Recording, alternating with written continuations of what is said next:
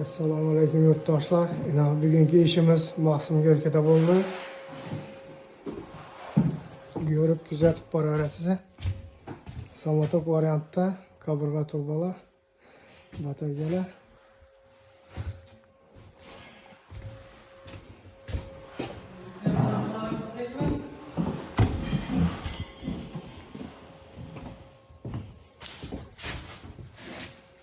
Onun 13 tane batarya koyduk bir yere.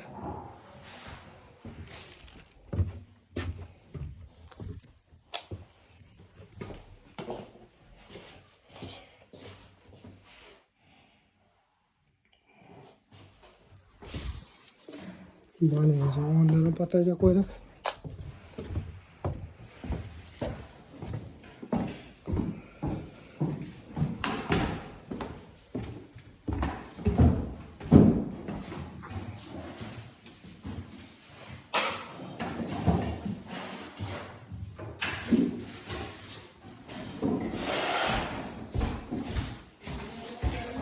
Banyomuza şu muşta alıverdik. Cepten. Vanna hayvanın adasını ödedik. Abratkisini aryandan tarttık. Kuhniga şuradan aldık yine. Bilinmeyin dörttü. Kuhniga alıverdik.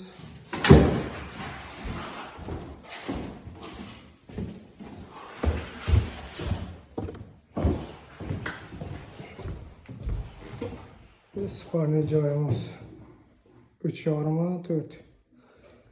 13 ştuk batarya koyduk. Telede bir yere batarya koyduk. Girer çıkarda batarya yok. 20 ştuk batarya koymuş bir yere. Bu mehmanxona. 17 ştuk kaburga batarya koymuş.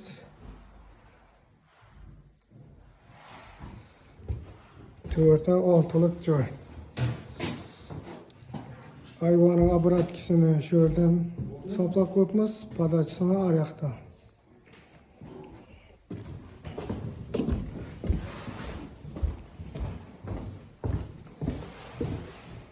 Bu spani joy detiski. Bir 13 tane batarya koymuş. Padaçısı ahırgi toçki bo'lib taqilib turibdi. Abratki ayvona o'tgan, ayvona 2 bataryani abratki qaytib turibdi. Bir suv degib qo'ydilar. Chavakdagi suv.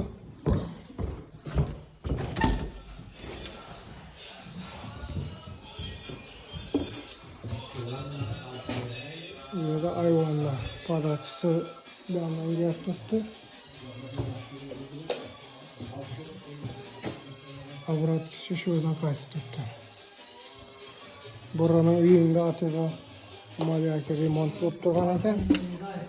Shuning uchun